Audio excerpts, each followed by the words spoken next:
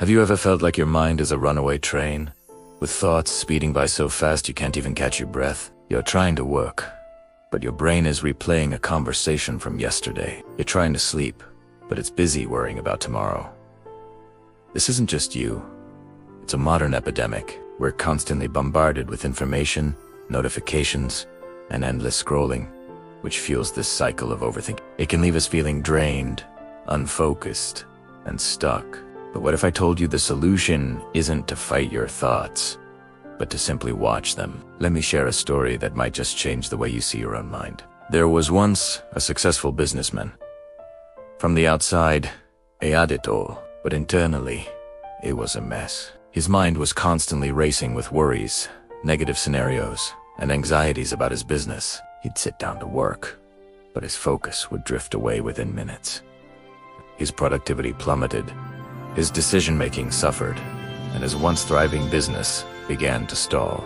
He felt trapped in his own head, a prisoner to his relentless thoughts. He tried everything he could think of, forcing himself to concentrate, creating endless to-do lists, even taking long breaks, but nothing worked. The mental chatter was just too loud.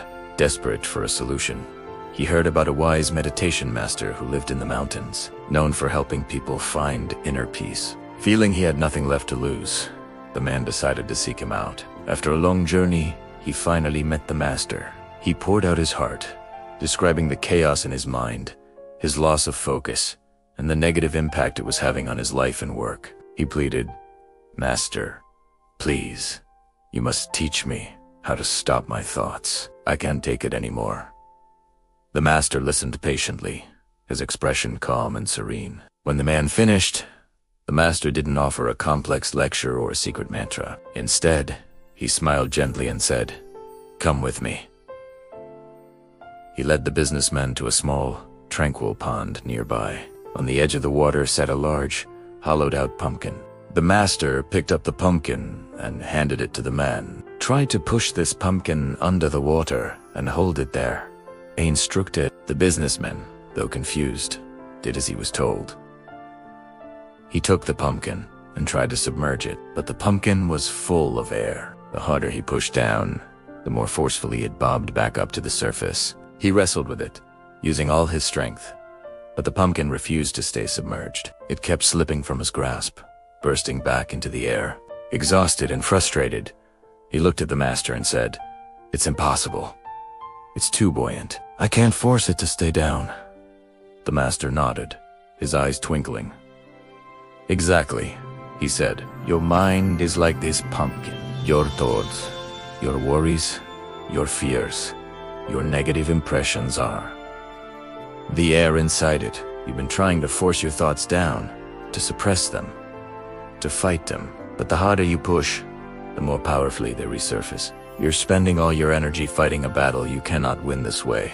The businessman looked at the pumpkin floating effortlessly on the water, and a flicker of understanding crossed his face. He was seeing his own struggle reflected in that simple object. "So what should I do?" the man asked, his voice softer now. The master replied, "Don't fight the pumpkin. Let it be. Let it float. Your thoughts are just thoughts. They are not you. They are simply energy, like the air in this pumpkin. The solution is not to stop them, but to observe them." He continued, "Imagine you are sitting on the bank of a river. Your thoughts are like leaves floating by on the current. Some are pleasant, some are ugly, some are worrisome. Don't jump into the river to grab them or try to stop them. Just sit and watch them float by. Acknowledge them without judgment.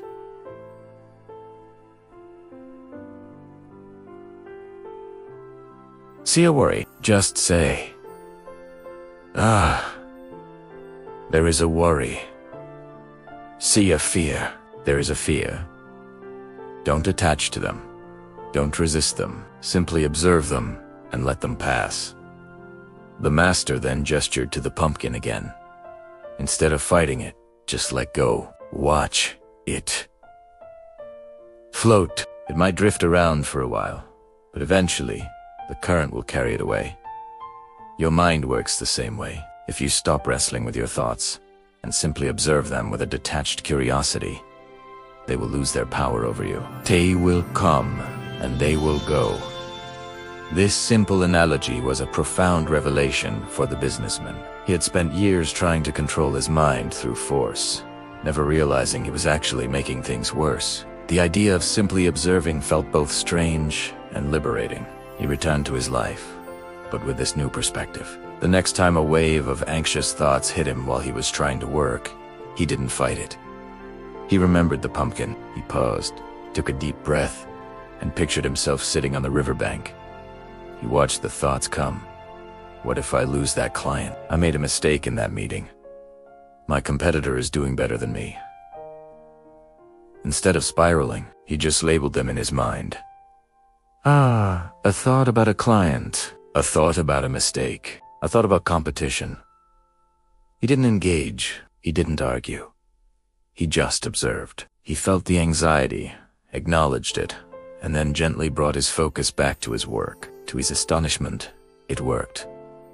It wasn't an overnight miracle. At first, it was difficult. His mind would still get hooked, and he'd find himself back in the river, struggling with a thought. But Hechtaimi would remember the master's words and gently guide himself back to the role of the observer. Slowly but surely, the mental noise began to quiet down. The gaps between thoughts grew longer. By not feeding them with his attention and resistance, the thoughts began to lose their charge. They became less intimidating, more like background noise than a deafening alarm. As his mind grew calmer, his focus returned, sharper than ever before. He could concentrate on his work for hours, making clear and confident decisions.